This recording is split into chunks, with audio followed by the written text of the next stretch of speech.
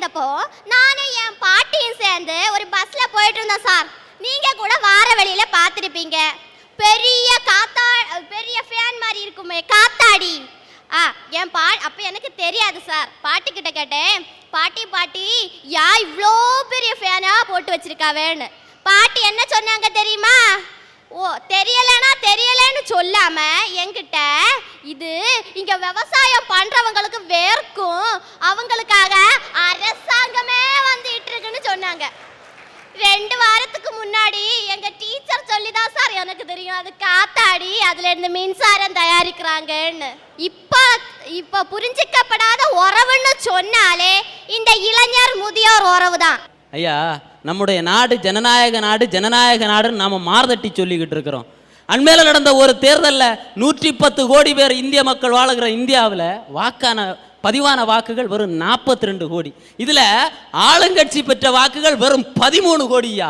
ஐயா, 110 கோடி பேர் வாழுகின்ற இந்தியாவை யாரு ஆட்சி செய்திருங்கிற வெறும் 10% பேர் தீர்மானிக்கிறான். ஐயா, ஜனநாயகத்தை இந்த மக்கள் எந்த அளவு இருக்கிறான். ஐயா, 1947 இந்தியாவுக்கு சுதந்திரம் கிடைக்குது.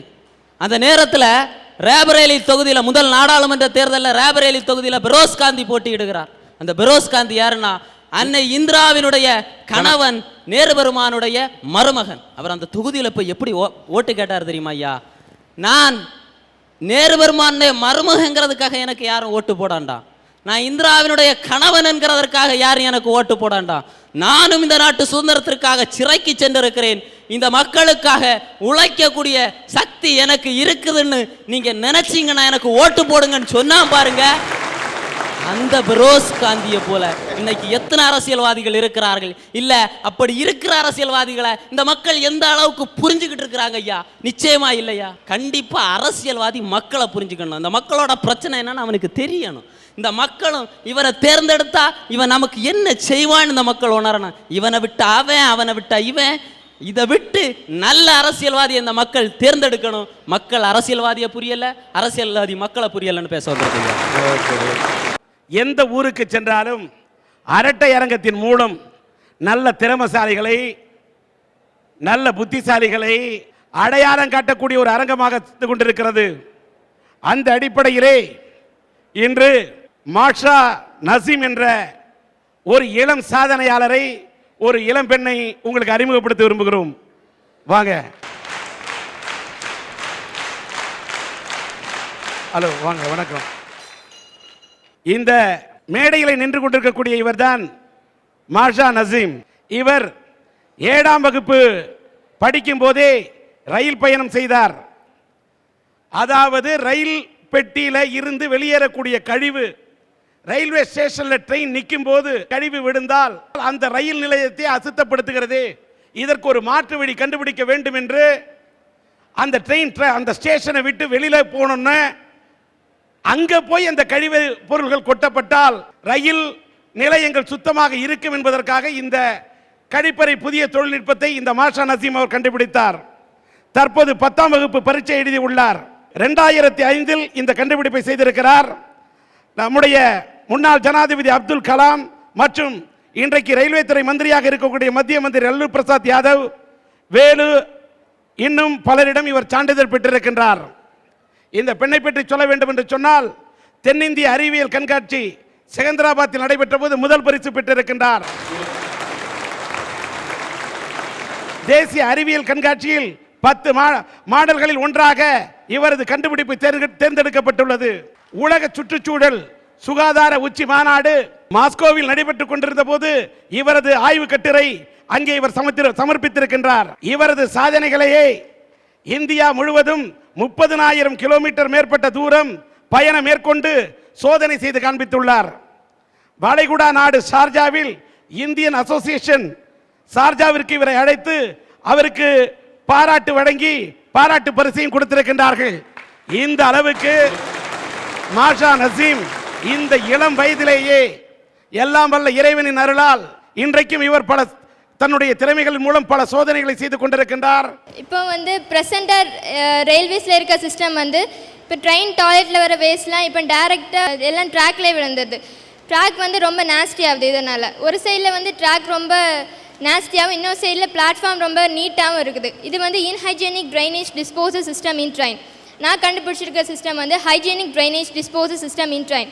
இது எப்படின்னா, இப்போ வந்து ட்ரெயின் டாய்லெட்டுக்கு அடியில் ஒரு ஸ்டோரேஜ் டேங்கை நான் ஃபிட் பண்ணியிருக்கேன். இதுதான் ஸ்டோரேஜ் டேங்க். இந்த ஸ்டோரேஜ் டேங்கில் இந்த வால்வ் வந்து கனெக்ட் பண்ணியிருக்கேன். இந்த வால்வோட ஃபுல் கண்ட்ரோலும் இந்த இன்ஜின் டிரைவர்கிட்ட இருக்கணும். எப்போ வந்து ட்ரெயின் ஸ்டேஷனை ரீச் பண்ணுதோ அப்போ இன்ஜின் டிரைவர் வந்து சுவிட்சை ஆஃப் பண்ணிடுவாங்க. ஸோ எல்லா வேஸ்ட்டும் இங்கே ஸ்டோர் ஆயிரும். இந்த வால்வ் க்ளோஸ் ஆகி எல்லாமே இங்கே இந்த ஸ்டோரேஜ் டேங்கில் எல்லாம் ஸ்டோர் ஆயிரும். எப்போ வந்து ட்ரெயின் ஸ்டேஷனை விட்டு அவுட்டரில் போகுதோ அப்போ வந்து இன்ஜின் டிரைவர் சுவிட்ச் ஆன் பண்ணுவாங்க. ஸோ எல்லா வேஸ்ட்டும் டைரெக்டாக அவுட்டர் ட்ராக்லேயே விழுந்துடும். இது வந்து ஒரு ப்ரப்போசல். இன்னொரு ப்ரப்போசலும் இருக்குது. என்னென்னா, இப்போ வந்து பெரிய பெரிய மெட்ரோ சிட்டிஸ்லலாம் ட்ரைனேஜ் சிஸ்டம் இருக்குது. அது வந்து ஒரு பெரிய பைப் மூலமாக ஸ்டேஷனில் ட்ராக்கு அடியில் கனெக்ட் பண்ணி விட்டுருணும். ஸோ எப்போ வந்து ட்ரெயின் ஸ்டேஷனில் நிற்குதோ அப்போ வந்து இன்ஜின் டிரைவர் சுவிட்ச் ஆன் பண்ணுவாங்க.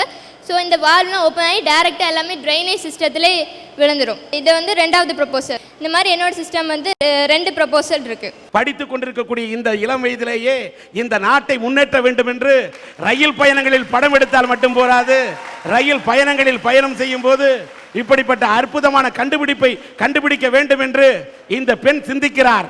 சிந்திக்கக்கூடிய பெண்ணை இந்த அரட்டை அரங்கத்தில் நீங்கள் சந்திக்க வேண்டும். ஏன், இதை போல நீங்கள் கூட சிந்திக்க வேண்டும் என்பதற்காகத்தான் இவரை மேடையேற்றினோம். இவருடைய கண்டுபிடிப்புகள் நல்ல விதத்தில் அரங்கேற வேண்டும் என்று இந்த அரட்டை அரங்கம் மாஷா நசீம் அவர்களை மனதார வாழ்த்துகிறது.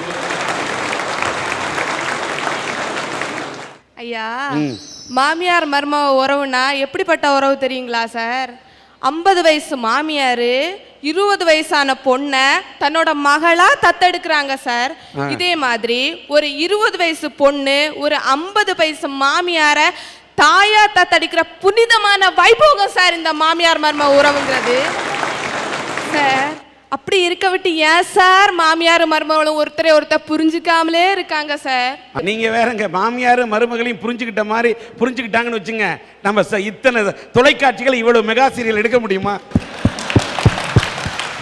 இப்படி மாமியார் எல்லாம் ஒரு பக்கம் போக, மருமக எல்லாம் மறுபக்கம் போக, இந்த ஆம்பளைங்க எல்லாம் தெரு பக்கமா போயிட்டு இருக்காங்க சார் இன்னைக்கு உள்ள சமுதாயத்துல. இந்தியன் பாகிஸ்தான் சண்டையை கூட நிறுத்திடலாம்.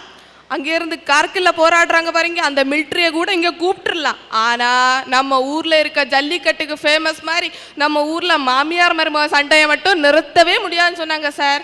மாமியார் மருமக இப்படி ஒருத்தர் புரிஞ்சுக்காமலே இருக்காங்க சார். அவங்கள பற்றி தான் நான் பேச வந்திருக்கேன். ஓகே ஐயா, என்னோட அனுபவத்தை வரேன் ஐயா. நல்லா படிப்பேன்.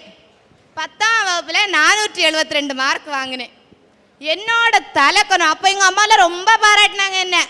என்னோட ஒரு இதனால 12ஆம் வகுப்புல கவலையே படாதீங்க அம்மா, நான் தானே படிச்சிருவேன் அப்படின்னு சொல்லிட்டு கடைசியில ரிசல்ட் வருது. 712 மார்க் வாங்கினேன். அந்த நேரத்துல நான் என்ன புரிஞ்சுக்கிட்டேன் ஐயா. அதுக்கப்புறமா டிஃபார்ம் போனேன். டிஃபார்ம்லயும் படிச்சேன். இப்ப பிஃபார்ம் 3rd இயர் பண்ணிட்டு இருக்கேன். 2nd இயர் ரிசல்ட் வருது. அட்வான்ஸ் ஃபார்மசூட்டிக்கல் ஆர்கானிக் கெமிஸ்ட்ரின்னு ஒரு எங்களோட சப்ஜெக்ட் உண்டுயா. அந்த சப்ஜெக்ட்ல யூனிவர்சிட்டி ஃபர்ஸ்ட் வாங்கினேயா. நான் என்ன புரிஞ்சுக்கிட்டனால தானே நான் அந்த இடத்துல மார்க் வாங்க முடிஞ்சது. ஐயா, கர்நாடகால உள்ள கும்பளை அண்ணன் விளையாடுறான். நம்ம சென்னையில பாராட்டு விழா நடத்துறோம். கேரளா மாநிலத்தில் உள்ள ஸ்ரீசாந்த் அண்ணன் விளையாடுறான். நம்ம சென்னையில பாராட்டு விழா நடத்துறோம். ஐயா, இந்தியாவும் பாகிஸ்தானும் விளையாடும் போது நம்ம இந்தியா வெற்றி பெறணும் தானே ஐயா நம்ம எல்லாரும் நினைக்கிறோம். கர்நாடகா அண்ணங்களை பார்த்து இந்த தமிழ்நாட்டு தங்கச்சி கேட்குறேன் ஐயா, அண்ணா நீங்க வந்து நடிகர்கள் உண்ணாவிரதம் இருந்து கூட எங்களுக்கு அந்த தண்ணியை தரல. அண்ணா அந்த தண்ணியை தாங்கண்ணா, அதை தானேன்னா நாங்க உங்கள்கிட்ட கேட்டுட்டு இருக்கோம். அம்மா, நீங்க ஒரு விஷயத்தை புரிஞ்சுக்கணும். ஒகேனக்கல் கூட்டு குடிநீர் திட்டத்துல தண்ணி தமிழ்நாட்டு எல்லைக்கு வந்துருது. வந்த பிறகு தான் அந்த தண்ணியில 1.5 TMC தண்ணியை இந்த கூட்டு குடிநீர் திட்டத்துக்கு நம்ம பயன்படுத்துறதுக்கு ஆல்ரெடி அவங்க ஒப்புதல் கொடுத்துட்டாங்க. எப்ப?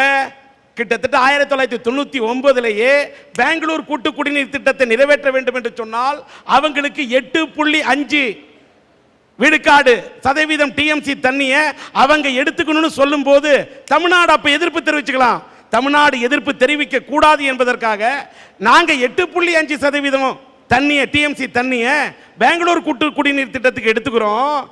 ஆனா நீங்க 1.5 TMC தண்ணியை நீங்க கூட்டு குடிநீர் திட்டமா தர்மபுரியில எடுத்துக்கலாம் ஒகேனக்கல்னு அன்னைக்கு சொல்லிட்டு அவங்க பெங்களூர் கூட்டு குடிநீர் திட்டத்தை நிறைவேற்றிக்கிட்டு அவங்க நல்ல விதமா தண்ணி குடிச்சுக்கிட்டு சந்தோஷமா இருக்கிறவங்க இப்ப அந்த திட்டத்தை நம்ம தமிழ்நாட்டோட தலைவிதி அன்னைக்கு நிறைவேற்றாம இப்ப நிறைவேற்ற போனோம்னு நமக்கு கொடுத்த தண்ணிய நம்ம வீட்டு குழாயில நம்மளே திறக்கிறதுக்கு உரிமை இருந்தும் திறக்காத, உன் வீட்டு குழாயில நீ திறந்து தண்ணியை குடிக்க கூடாது என்று சொல்வதை போல கர்நாடகத்தினர் இன்றைக்கு தடுக்கிறார்கள் என்று சொன்னால் இதை என்ன பண்பு என்று சொல்வது? இந்தியாவிலே இன்றைக்கு நதிகள் எல்லாம் இன்று நதிகள் எல்லாம் தேசியமயமாக்கப்பட்டு இந்திய நதிகள் இணைக்கப்படுகிறதோ அன்று மட்டும்தான் இந்திய மக்களுக்கு, தமிழ்நாட்டு மக்களுக்கு விடிவு. பிறந்த வீடா புகுந்த வீடா எந்த இடம் சொந்த இடம், வளர்ந்த வீடா வாழும் வீடா எந்த இடம் நல்ல இடம், தொட்டிலான இடம் அங்க தொட்டு போட்ட இடம் இங்க, உயிர் கொடுத்த இடம் அங்க, குளம் சேர்த்த இடம் இங்க, அந்த இடத்து கண்ணா வலது கண்ணா எந்த கண்ணு வேணும் சொல்லம்மா. ஐயா இன்னும் சரியாக புரிந்து கொள்ளப்படாத மாமியார் மருமகள் உறவு பற்றி பேச வந்திருக்கிறேன்.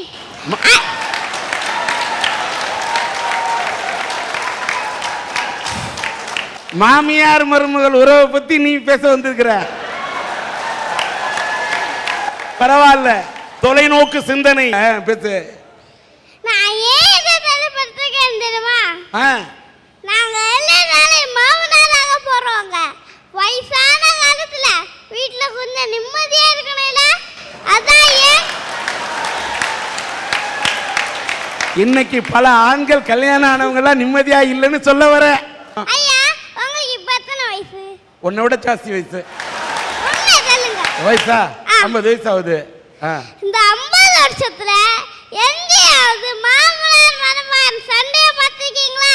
ஆ ஏன் அனுபவத்துல சொல்றியா? நானே